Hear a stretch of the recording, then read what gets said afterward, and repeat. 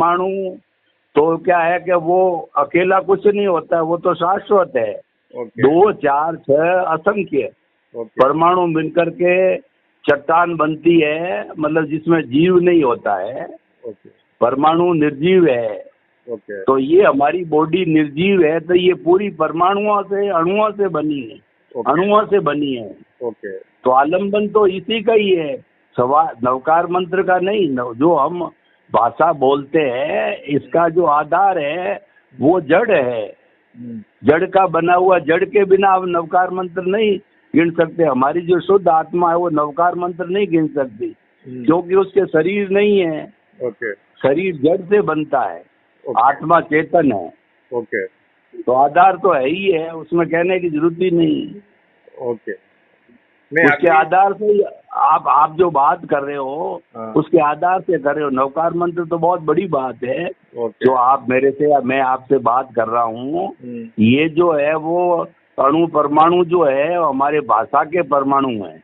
हाँ हाँ, नहीं, हमारे भाषा के परमाणु हैं, अणु परमाणु। ओके तो अभी ये मेरे क्या है कि अभी जो उसके आलम्बन जैसा उसको इतना एक अणु को देखकर पूरा विश्व को देख सकते हैं, या वो अणु एक को जाना सबको जाना, ये सब वो एक अणु से ही निकलता है सब। एक ही जय जिया पंच पंच जय दस दम, वो भी एक अणु ही है ना। वो जो जड़ है वो अणु है, ओके चेतन है वो आत्मा तत्व है। जो शुद्ध आत्मा तत्व है वो चेतन है। एक चेतन को छोड़ करके पूरा ब्रह्मांड जड़ है। ओके 84 लाख जीवा योनिया है ना, ये सब चेतन है। ओके और इनका जो मूल रूप से जो चेतन है वो शुद्ध आत्मा है। मैं शुद्ध आत्मा हूँ, वो परमात्मा है।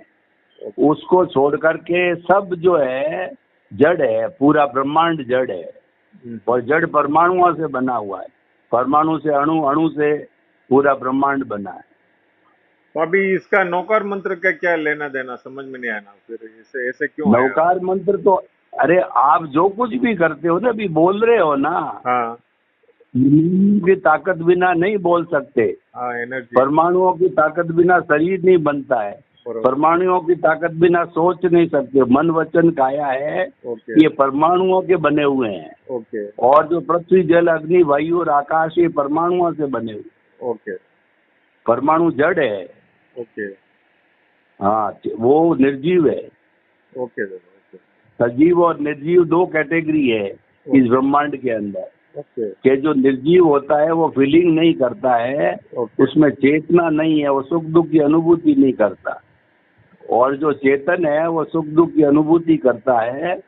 और वो जो है वो फीलिंग्स होती है, उसमें संवेदना है। ये बेसिक डिफरेंस है। दोनों के गुण अलग अलग है।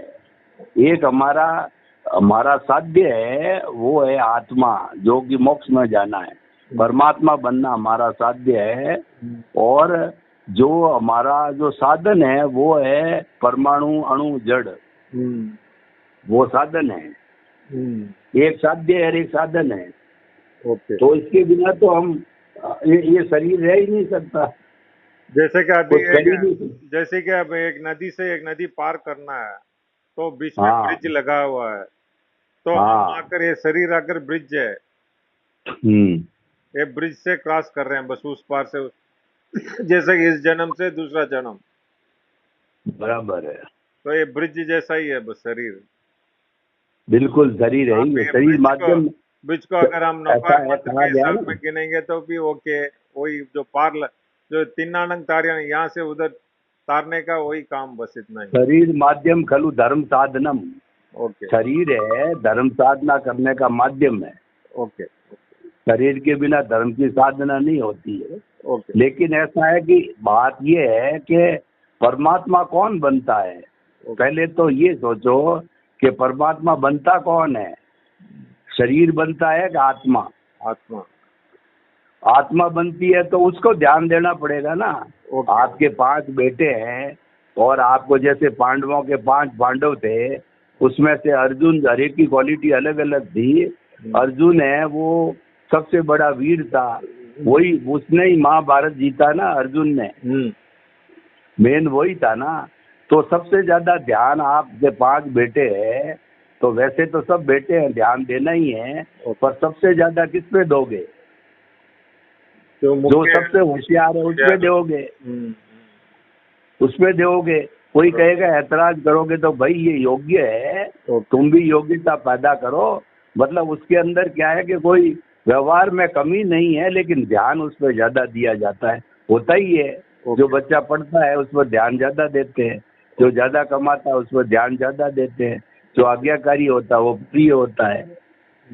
राम के 4 बेटों में, दशरथ के 4 बेटों में प्रिय कौन था? राम था, वो आज्ञाकारी था। तो सवाल ये है कि हमारी जब आत्मा को मोक्ष में जाना है तो प्रश्न यहाँ ये खड़ा होता है कि उसको परमात्मा बनना है, तो ध्यान परमाणु को दोगे कि परमात्मा बनने वाले आत्मा को दोगे? क्वेश्चन ये है। और जो 24 तीर्थंकर है उसका स्मरण करो, नवकार का स्मरण करो, कोई बुरी बात नहीं है, पर सवाल ये है कि आपका उद्देश्य क्या है? नवकार मंत्र गिनने से आपका क्या उद्देश्य है? प्रकाशित करने का, आत्मा को प्रकाशित करने का। आत्मा को प्रकाशित हो तो प्रकाशित ही है, प्रकाशित और प्रकाशित करने का नहीं, सवाल ही नहीं है। अच्छा। उसके समान ब्रह्मांड में कोई प्रकाशित है ही नहीं। अच्छा, क्या करोगे? तो वही कैसे ऐसा आया कॉन्सेप्ट कैसे, इसलिए आपको पूछ रहा हूँ क्या कर। ऐसा है कि ये हम जितना भी नवकार मंत्र है, पूजा है, तीर्थंकरों का नाम है, पूजा पाठ और जो त्याग पचकान ये करते हैं, तो ये क्या है?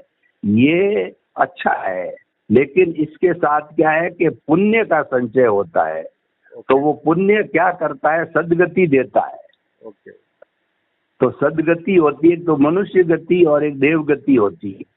तो मनुष्य गति मिले तो अच्छी बात है, लेकिन अगर आपको और बहुत ज्यादा पुण्य हो गए और आप देव गति में चले गए तो वहाँ कितना रहना पड़ेगा पता है? हजारों साल रहना पड़ेगा। हाँ, हजारों करोड़ों अरबों खरबों, जिसकी संख्या का है ही नहीं।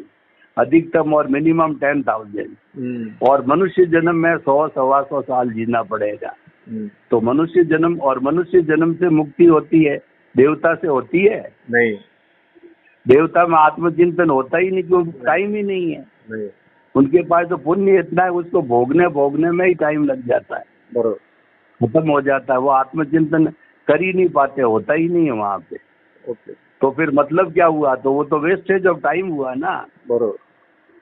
तो ये करने से क्या, करना बुरा नहीं है। सदगति, मनुष्य गति या देव गति बुरी नहीं है, परंतु ये जो हमारे को मुक्ति ले जाने वाला है, उसके संपर्क में रहेंगे, उसका ध्यान देंगे, उसका चिंतन करेंगे, उसको मनाएंगे और उसके चरणों में बैठेंगे, उसकी बात करेंगे, उसके गुणों की बात करेंगे, मैं शुद्ध आत्मा हूँ, इस विषय पर बात करेंगे, तो क्या होगा कि ये करने से ये जो है वो हमारा जो सुशील रूपी अज्ञान है, वो अज्ञान कम होता जाए। हमको अज्ञान खत्म करना है, हमको देवलोक नहीं जाना है।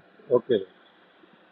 हमको तो अज्ञान खत्म करना है। तो अज्ञान जो खत्म होता है वो आत्म तत्व को याद करने से, उसका चिंतन करने से होता है। और जब वो हो जाएगा तो वो तो भीतर वाला तो मुक्त है ही है, उसको मुक्त करना नहीं है, अज्ञान को जीरो करना है। ओके। सबसे पहले समझो कि हमारी साधना क्या है। हमारी साधना है कि जो हमारा आत्म तत्व है उसकी तरफ मुख करना है, उसके शरण में रहना है, उसको शुद्ध नहीं करना है। शुद्ध तो सुशील को करना है। समझ। सुशील को करने के लिए उसकी ताकत, उसकी तरफ रहना है, ताकि उसको भूलो नहीं और सुशील को देखते रहो, दर्शक बनो। जो सुशील के साथ में जुड़ गए तो इसका ये हो गया, मिथ्या ज्ञान मिथ्या दर्शन में चले जाओगे तो फिर संसार भ्रमण करोगे। समझ। आप नवकार मंत्र, ये सारी चीजें कोई बुरी नहीं है। नहीं, अभी आपने जो बोला है यही मुझको समझ में आया। जैसे कि सुशील है, शरीर एक फिल्टर है, अंदर बैठा हुआ आत्मा शुद्ध आत्मा है। अगर आपको उसको याद करना है करना, तो उसकी तरफ ज्यादा ध्यान देना जी, बात यही, और कुछ। नहीं, वही जो शरीर आकर फिल्टर करने का, बस इतना ही। हाँ, फिल्टर करो, कुछ भी करो, आत्मा को फिल्टर करना। हाँ बस शरीर तो खत्म होने वाला है, खत्म हो, लेकिन उसके शरीर को माध्यम से फिल्टर। उसको शुद्धता लेकर आने का, शरीर के माध्यम से ही अशुभ का परंतु ये ऐसा है कि आड़े आता है। आड़े आता है। ये आड़े आने के लिए सबसे पहले कर्ता भाव खत्म करना पड़ेगा। मैं मेरा को तिलांजलि देनी पड़ेगी, तब जाकर के कहीं पर केवल दर्शन होगा। सबसे पहला स्टेप तो ये है। तो दूसरा क्या, सारी कामनाएं खत्म करनी पड़ेगी। पूरा घूम फिरा कर आकर एक ही पॉइंट शुद्धात्मा पर ही घूम घुमा कर वापस वहीं तो आकर वो गाड़ी घूम घुमा के वही है, ऐसा है। सवाल ये है कि घूम घुमा के वो तो मुक्ति में जाने वाला कौन है? अच्छा भाई ऐसा है कि आपके पास में ज्वेलरी का एक पर्टिकुलर आइटम है जो मार्केट में कहीं नहीं मिल रहा है, और वो पसंद आ गया मेरे को, तो मैं 10 जगह घूम लिया, तो मुझे कहाँ आना पड़ेगा उसको लेने के लिए? वापस इधर ही आना पड़ेगा। तो फिर मुक्ति में जाने वाला कौन है? क्वेश्चन ये है, आपको परमात्मा कौन बनाएगा? भगवान का नाम बुरा नहीं है, कोई भी आप यंत्र मंत्र तंत्र कुछ भी करो बुरे नहीं है, अच्छी चीज वाले जो किसी को नुकसान नहीं पहुंचा रहे सब अच्छे हैं, परंतु उससे पुण्य बंधेगा। लेकिन आत्मा का चिंतन करोगे तो मोक्ष के लायक और सहायक पुण्य बनेगा। क्या यहाँ निकाल है, उसको भी काटना पड़ेगा पुण्य को, देवगति में भोग करके, या वो है। रास्ते दोनों अलग अलग है। आपको सदगति चाहिए तो हमको ये महाराज बता रहे हैं वो रास्ता सही है, पर आप कहोगे यार मेरे को तो मुक्ति चाहिए, तो फिर रास्ता अपन जो बात कर रहे हैं वो रास्ता है। ओके वो महाराज बताते नहीं है, ओके वो बताते हैं, उनको खुद कोई ध्यान नहीं। ओके बेसिक फंडामेंटल क्या है कि मन वचन काया जो है ना, ये परिणाम है, रिजल्ट है पिछले जन्म का। परंतु हमारे साधु संतों आचार्यों ने इसको पुरुषार्थ मान लिया कि मन को कंट्रोल करो, वचन को शुद्ध करो, काया को शुद्ध करो, समय करो, संवर करो, त्याग करो, पहचान करो, और जो है वो मतलब मन वचन काया से जुड़ी हुई हर चीज है ना, वो तो नाशवान है, वो करवा रहे हैं हमारे से। वो कोई गलत नहीं है, उससे क्या होता है कि पुण्य इकट्ठा होता है। ओके वो अपनी जगह वो सही है, पर वो पुण्य क्या है कि सदगति देता है। ओके या तो मुक्ति की बात मत करो, सदगति की बात करो, तो हम सही चल रहे हैं। ओके जितनी बातें आप कर रहे हो ये सदगति की बातें, आप सही चल रहे हो, कोई गलत नहीं है। आपने कोई भी बात गलत नहीं कही, शुरू से आज तक है ना। हाँ। आपने कोई भी बात गलत नहीं कही, ओके परंतु वो बातें हैं वो पुण्य कमाने वाली है। ओके पाप तो कमाना ही नहीं है। पाप की तो अपन ने बात करी ही नहीं है। ओके पाप में तो हिंसा, अभी झूठ। जो नवकार मंत्र में नमो सिद्धानंद, तो सिद्धानंद तो सिद्ध गति लेने वाला है, तो इसमें नमो सिद्धगति सिद्धानंद का अर्थ कैसे है? ऐसा है, सिद्धगति कौन लेगा? हाँ? सिद्धगति कौन लेगा? शुद्ध आत्मा है। कौन लेगा? शुद्ध आत्मा वही सिद्धगति कौन लेगा? 24 तीर्थंकर तो चले गए, चले। और मैं लूंगा तो मेरा काम होगा। बरोबर। आपको क्या फायदा है? आपको फायदा कहाँ? आपकी दुकान, ऐसा है आपका पड़ोसी दुकानदार है ना, वो खूब कमा रहा है, तो आपकी जेब में जा रहा है क्या पैसे? उनका सब है कि इंडिविजुअली जाना पड़ेगा, अलग अलग ही जाना पड़ेगा। हाँ, अब समझे आप। अपनी खुद की शुद्ध आत्मा को केंद्र में रखो। ओके। कोई दूसरे की शुद्ध आत्मा अच्छी है, दोनों एक ही है। वो भी ज्वेलरी का धंधा, ये भी ज्वेलरी का, वो कमा रहा, अच्छी बात है, वो अपने भाग्य से कमा रहा, कर्मों से, हमारे को कोई ईर्ष्या नहीं है। परंतु पैसा आपकी जेब में आप कमाओगे जब आएगा ना। तो इंडिविजुअली जाना पड़ेगा, परिवार सब साथ उसका बेटा ब्याह रहा है तो उसके बहू आएगी कि आपके आएगी? बरोबर। आपका बेटा ब्याहेगा जब आएगी ना। बरोबर। तो आप जो है वो जो सब सारी बातें कर रहे हो, बहुत मतलब बड़ी बातें कर रहे हो कि मैं देश को सुधार दूंगा, मैं सबको मोक्ष में भेज दूंगा, मैं सबका भला कर दूंगा, बढ़िया बात है, सोच अच्छी है, परंतु सबका भला करने से आप मोक्ष चले जाओगे क्या? नहीं। मुक्ति के जाने में आपको खुद का करना पड़ेगा। किसी के प्रति बुरे भाव मत रखो, अच्छी बात है, वो तो रखना ही है, ऑटोमेटिकली रह जाएगा, परंतु आपको किसके ऊपर केंद्र किस पर करना है? अपनी शुद्ध आत्मा। तो बात ये केंद्र बिंदु ये होना चाहिए। ओके। और ये केंद्र बिंदु कब टिकेगा? कब? जब आप सुशील के दर्शक बनोगे, फिर तो सुशील हड़पता रहेगा, बार बार बार बार खींचेगा आपको, चल मेरे साथ, चल दुकान चल, चल पैसे कमा। जितना आपका उदय प्रारब्ध है वो खींचेगा आपको। बेटे की शादी कर, बेटे के लिए बहू ढूंढ। ओके। तो आप क्या दर्शक बनो, जाओ, पर वो कहना कि वो मैं तो इसका दर्शक हूँ, क्योंकि मैं मेरा तो है ही नहीं, बेटा मेरा नहीं है। ये निश्चय में मानना पड़ेगा। ओके। निश्चय में ये मानना पड़ेगा, मैं मेरा कुछ नहीं, सब त्याग दिया मैंने, और व्यवहार में सब मेरे हैं। आपको बहरूपिया बनना पड़ेगा। समझ गया गुरु। अभी जो बैंक में कैशियर बैठता है, हाँ, लेता देता, उनका क्या जाने का? हाँ, वो मेरे हमारा नहीं। खाता में अगर 10 रुपया भी जमा करेंगे तो डायरेक्ट हमारा खाते में जाएगा। बराबर, यही बात। ओके। प्रश्न ये है। ओके। कोई बुरा नहीं है, वो अच्छा काम कर रहा है, सबको दे रहा है, ले रहा है, दे रहा है, ले रहा है, गलत थोड़ा ही कर रहा है, ड्यूटी कर रहा है। ओके। सही ड्यूटी बजा रहा है, परंतु उसके पैसे कब आएंगे? जब उसके खाते में आएंगे, जब उसकी तनख्वाह 1 तारीख को आएगी, जब उसका उनका ये बात। ओके। क्वेश्चन क्या है कि अपने को कहीं पर केंद्र में कोई चीज रखनी पड़ेगी, ये जो और उसके साथ व्यवहार और निश्चय, शुद्ध आत्मा के हिसाब में सब चीज अंदर सेंटर पॉइंट आ जाता है। सेंटर पॉइंट रखो, और जो व्यवहार में है, जो सुशील है, उसको भी संभालना पड़ेगा, उसके दर्शक बनना पड़ेगा। ओके। उसको खाली मैं देख रहा हूँ, वो मेरा नहीं है, मैं मेरा है ही नहीं, तो क्या है? मैं उसको देखने वाला हूँ, उसका दर्शक हूँ। जो मैं मेरा खत्म कर दिया आपने जो है वो एक लिख दिया, त्याग दिया मैं मेरा को, तो करना क्या?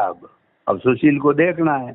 सुशील जा रहा है बच्चे के लिए, जो है वो सगाई सगपन कर रहा है, भाई सहन के जा रहा है, किसी के वहाँ जा रहा है, यहाँ जा रहा है, दुकान जा रहा है।